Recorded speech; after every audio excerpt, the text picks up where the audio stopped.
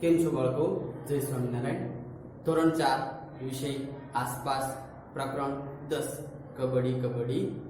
બાળકો, આપણે આ ચેપ્ટરની માહિતી આગળના વિડીયોમાં પણ મેળવી હતી કે કબડ્ડીની અંદર કેટલા ખેલાડીઓ હોય છે, કબડ્ડીની રમત કેમ રમાય છે, એના વિશે માહિતી આપણે પ્રાપ્ત કરી હતી. હવે આપણે જ્યાં પહોંચ્યા છીએ ત્યાંથી આગળ સમજીએ. Page number 75. શ્વાસ રોકી રાખો, કબડ્ડી કબડ્ડી એમ બોલતા રહો. કેટલો સમય બોલી શકો છો? બાળકો, તમે જાતે ઘરે આ પ્રયત્ન કરી શકો છો. તમે શ્વાસ રોકી રાખો અને કબડ્ડી કબડ્ડી એમ બોલતા રહો. કેટલો સમય બોલી શકો છો એ તમે પ્રયત્ન કરો. 1 મિનિટ બોલી શકો છો, 2 મિનિટ બોલી શકો છો, કેટલી સમય બોલી શકો છો તેની તમારે પ્રયત્ન કરવાનો છે. તમે મેદાનમાં જાઓ ત્યારે કબડ્ડી રમો.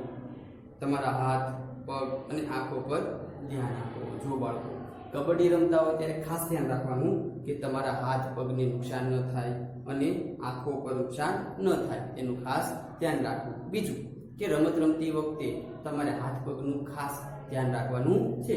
ઘણી બધી વખત આપણને હાથ પગ ઉપર નુકસાન પણ થઈ શકે છે. તમારા ધ્યાનમાં આવશે કે આ બધા અંગો સાથે કામ કરે છે. શું કામ એક સાથે કામ કરે છે? કારણ કે કબડ્ડીની રમતની અંદર તો કે હાથ, પગ અને આંખોનું ખાસ મહત્વ છે. તમે હાથ દ્વારા તો કે કોઈ ખેલાડીને અડવાનું હોય છે, પગ દ્વારા મધ્ય રેખાને અડવાનું હોય છે. આ ઉપરાંત આંખો છે એ સચેત રાખવી પડે કે કોઈ તમને પકડી લે નહીં. એટલા માટે તો કે હાથ, પગ અને આંખને ખાસ ધ્યાન રાખવાનું છે.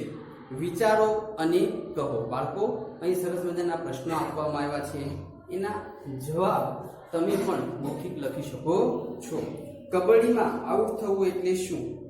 કેવી રીતે આઉટ થવાય છે?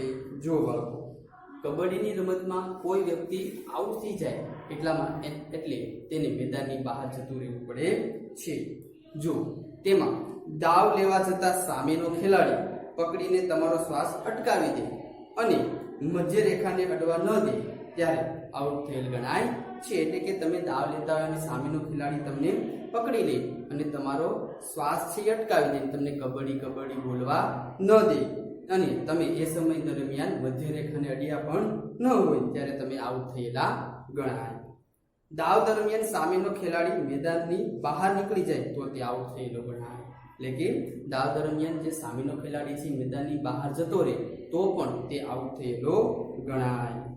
દાવ લેનાર કબડ્ડી કબડ્ડી બોલતો આવે અને જે તે ખેલાડીને અટકે પછી મધ્ય રેખા સુધી પહોંચીને પાછો ફરે ત્યારે જે ખેલાડીને અટક્યો હોય તે ખેલાડી આઉટ થયેલો ગણાય. એટલે કે દાવ લેનાર જે કબડ્ડી કબડ્ડી બોલતો આવે અને જે ખેલાડીને અડી અને તે મધ્ય રેખા સુધી પહોંચી જાય અને પાછો પોતાના પક્ષમાં પહોંચે ત્યારે જે ખેલાડીને અડેલો હોય તે ખેલાડી પણ આઉટ થયેલો ગણાય. તો આ રીતના કબડ્ડીમાં તો કે આઉટ થવું કહી શકે છે.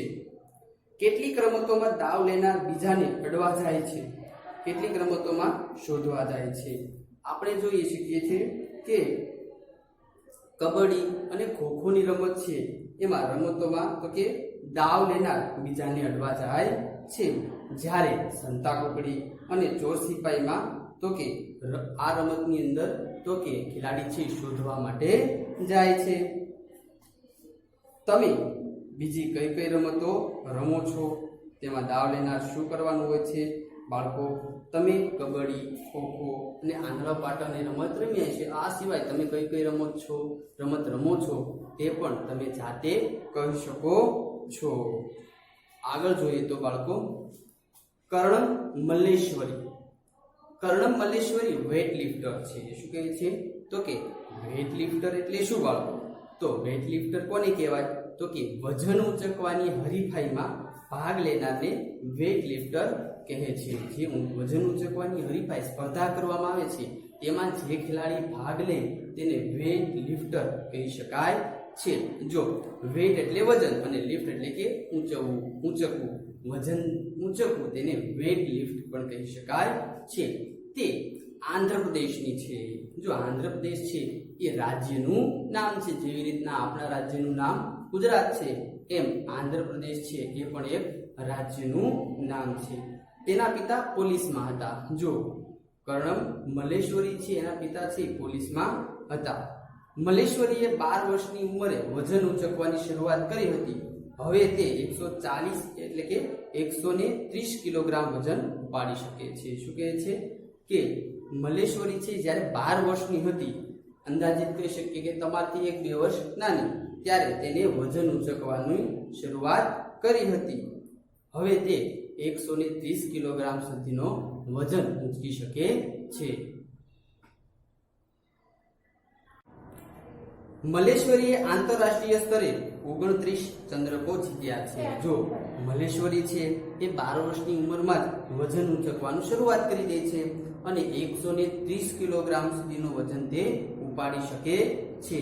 મલ્લેશ્વરી છે ને આંતરરાષ્ટ્રીય એટલે કે દેશની બહાર પણ 29 જેટલા ચંદ્રકો જીત્યા છે.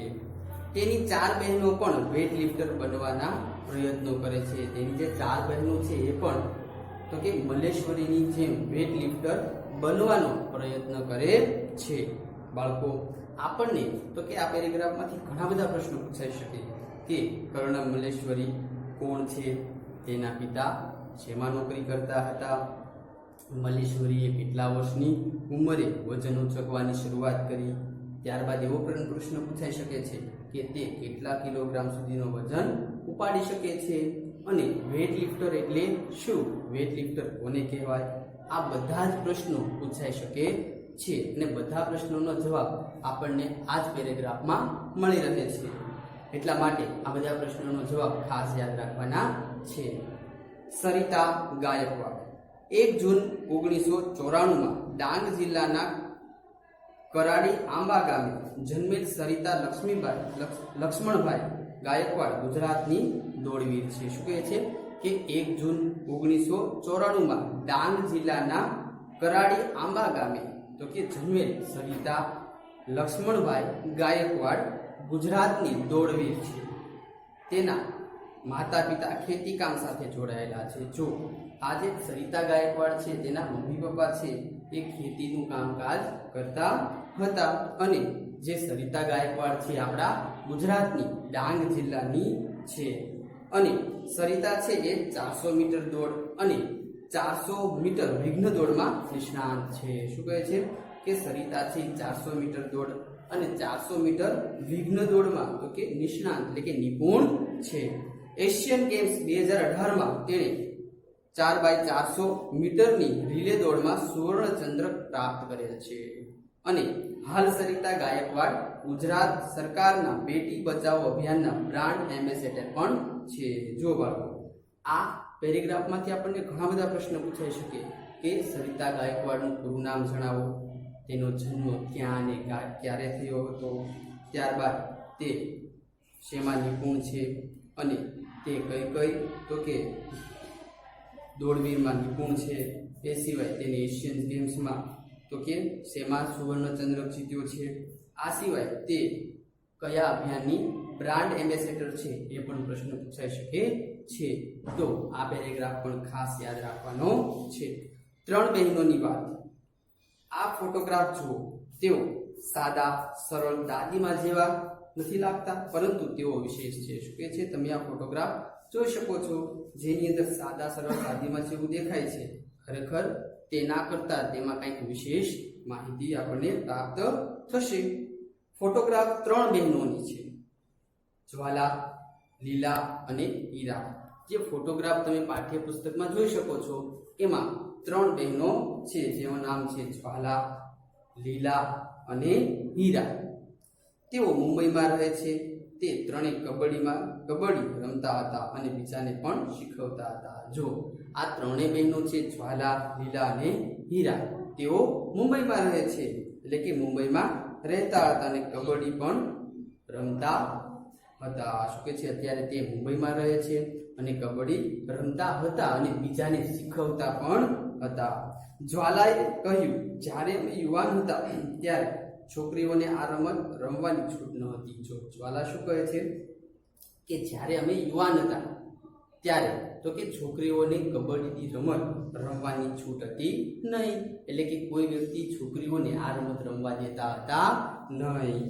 લોકો વિચારતા કે જો છોકરીઓ આવી રમતો રમે તો તેમની સાથે કોઈ લગ્ન નહીં કરે. શું કહે છે કે જ્યારે આ જ્વાલાની યુવાની એટલે કે જ્વાલાબેન છે એની યુવાની હતી ત્યારે લોકોની માનસિકતા એવી હતી કે છોકરીઓ કબડ્ડી રમી શકે નહીં, અને જો તે કબડ્ડી રમે તો લોકો એવું વિચારતા કે જો છોકરીઓ જ આવી રમત રમે તો તેની સાથે કોઈ લગ્ન કરશે નહીં. જો પહેલાના સમયમાં સમાજમાં એવી માન્યતાઓ હતી કે અમુક રમતો છે ભાઈઓ જ રમી શકે, બહેનો રમી શકે નહીં.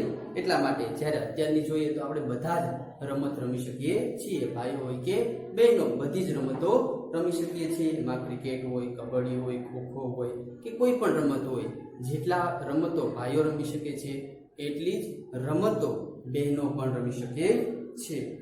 તેઓએ એવું પણ કહ્યું કે તેમને કબડ્ડી રમવા છોકરાઓના કપડાં પહેરવા પડતા હતા. શું કહે છે કે તેઓ એવું પણ કહે છે કે તેમને કબડ્ડી રમવા માટે શું તો કે છોકરાઓના કપડાં પહેરવા પડતા હતા. તેથી તે લોકોએ છોકરીઓને આ રમતથી દૂર રાખી. જો એ સમયે તો કે આ રમત રમવા માટે જે છોકરીઓ છે એને છોકરાના કપડાં પહેરવા પડતા હતા.